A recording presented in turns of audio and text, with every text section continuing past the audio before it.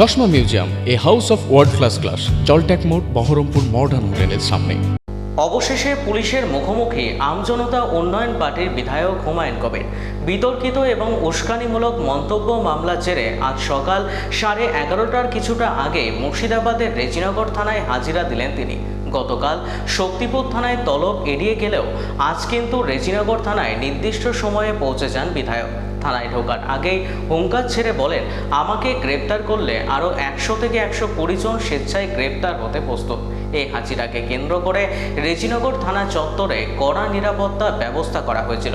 তবে সব প্রশ্নের উত্তর দিতে না পারায় 14ই জুলাই আবার রেজিনগর থানায় হাজিরা দেওয়ার নির্দেশ দেওয়া হয়েছে নওদার বিধায়ক হুমায়ুন কবিরকে।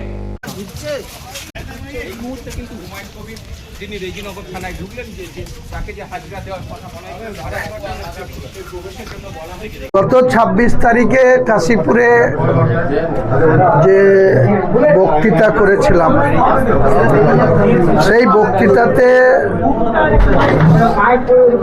আমার বিরুদ্ধে একটি এফআইআর লজ হয়েছে, যার কেস নাম্বার 219/2026, ডেটেড 27/6/2026। আইও হচ্ছে এসআই বিজন রায়।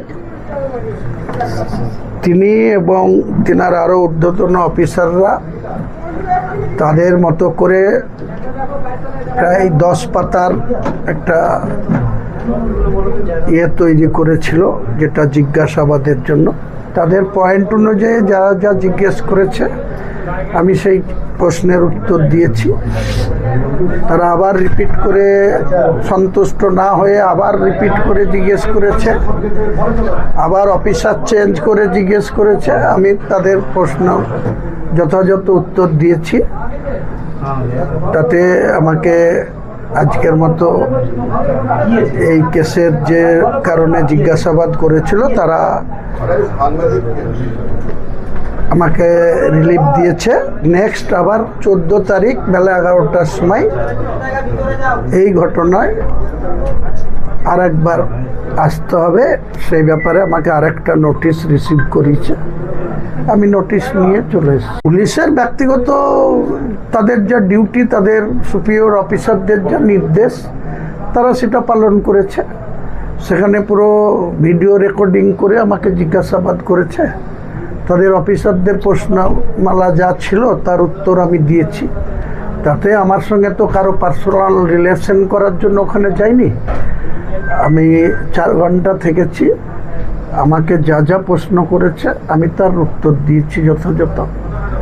অফিসার চেঞ্জ করে করে প্রশ্ন করেছে, আমি তার যথাযথ উত্তর দিয়েছি। এইটুকুই বলি।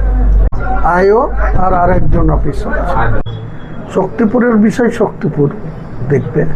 এটা রেজিনগরে কেস হয়েছিল। রেজিনগরে case number 219/2026, dated 27/6/2026। Under section যা যা ছিল সেই অনুযায়ী প্রায় 12-14 পাতার প্রশ্নমালা তৈরি করে রেখেছিল তাদের অফিসার। এখানকার হারা প্রার্থী কোনো কিছু বলেনি, কিন্তু বহরমপুর সাংগঠনিক জেলার যিনি সভাপতি মলয় মহাজন 4 মে গণনার দিন পর্যন্ত যারা এখানে তৃণমূলের ক্রিমিনাল ছিল, তৃণমূলের গুন্ডা ছিল, তৃণমূলের তোলাবাজ ছিল, সেই সব লোকদের ডেকে নিয়ে এসে আমাকে ব্যক্তিগত আক্রমণ করেছে। বিজেপির নেতা হয়ে গেছে মানে সে আইনের ঊর্ধ্বে না। আমিও যেমন আইনের ঊর্ধ্বে না, তেমনি বিজেপির নেতা সরকার চলে এসছে মানে সরকারের বিজেপির লোকরা আমার মাথা কেটে নেবে আর আমি মাথা পেতে দেবো, এটা না। ভারতের সংবিধান সেটা বলে না। তো তাদের আচরণটা এরকম দেখেছি, তাই বলেছি। আমিও যেমন আচরণ সংযত করব, সংযত থাকবে। পাশাপাশি যারা শাসকে এসছে তাদেরকেও সংযত আচরণ করতে হবে, মানুষের জন্য কাজ করতে হবে।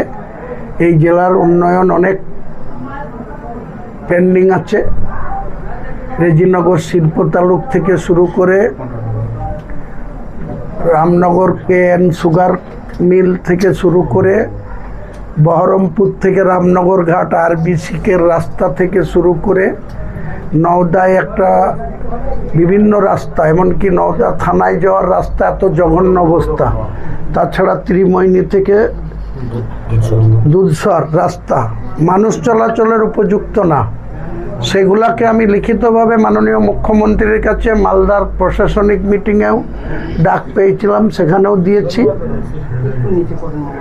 আবার যথারীতি 18 তারিখে যেদিন বাজেট সেশন হয়, মাননীয় গভর্নর অফ ওয়েস্ট বেঙ্গল যেদিন তার পিচ রাখে, তারপরে মাননীয় মুখ্যমন্ত্রী আমাদের বিধানসভার মুর্শিদাবাদ জেলার যারা নির্বাচিত সদস্য, বিজেপি, কংগ্রেস, টিএমসি, আমজনতা উন্নয়ন পার্টি সকলকেই সেখানে ডেকেছিলেন উন্নয়ন নিয়ে আলোচনা করার জন্য। তো সেই আলোচনাতেও আমি 11টার ডিমান্ড দিয়ে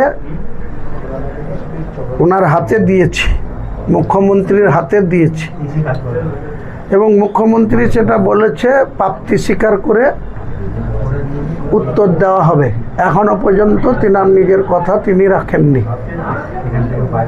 18 তারিখের দেওয়া চিঠির প্রাপ্তি স্বীকার এখনো আমি চিঠি পাইনি।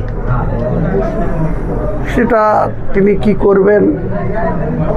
আগামী দিনে আবার 9 তারিখে মুর্শিদাবাদের বহরমপুরে তিনি আসছেন। শুনছি বিজেপির নেতারা বলছে যে রেজিনগরেও আসবেন। ওয়েলকাম। রেজিনগর কারো ব্যক্তিগত সম্পত্তি না, রাজ্যেরই একটা জেলার নাম মুর্শিদাবাদ, আর সেই জেলারই একটা ব্লকের নাম বেলডাঙ্গা 2, যার থানা শক্তিপুর এবং রেজিনগর। কাজেই আইন কারোর ঊর্ধ্বে না। আইনকে আমি যেমন সম্মান করব, তেমনি আমার উপরে ব্যক্তিগত আক্রমণ আসলে, আমার পার্টির উপরে আক্রমণ আসলে আমি চুপচাপ সেটাকে হজম করব না বা মেনে নেব না। আমাকে কেউ যদি আঘাত করে আমি তাকে রসগোল্লা খাওয়াবো না। আমি আগেও বলেছি, আবার বলছি, ভবিষ্যতেও বলবো। এই পশ্চিমবাংলার যে সুশাসন বা জিরো টলারেটের যে মুখ্যমন্ত্রী, আমার বিরুদ্ধে যে ধরনের হুমকি আসছে, এখনো লাগাতার আসছে, কেউ মেলে করছে, কেউ হোয়াটসঅ্যাপে করছে, কেউ ডাইরেক্ট ফোনে করছে। আমি সবটা তো অভিযোগ করতে পারছি না, কিন্তু যে সমস্ত অভিযোগ আসছে সেই অভিযোগ আমি ইতিমধ্যে বহরমপুর পুলিশ পিডির এসপি তার কাছে লিখিতভাবে অভিযোগ করেছি। তার কাছে যে মেল থেকে, যে ফোন থেকে আমাকে হুমকি দেওয়া হয়েছে, প্রাণে মেরে ফেলার হুমকি দেওয়া হয়েছে, সেটা আমি এসপিকে জানিয়েছি। রেজিনগর থানায় এফআইআর দিয়েছি। পাশাপাশি রাজ্যের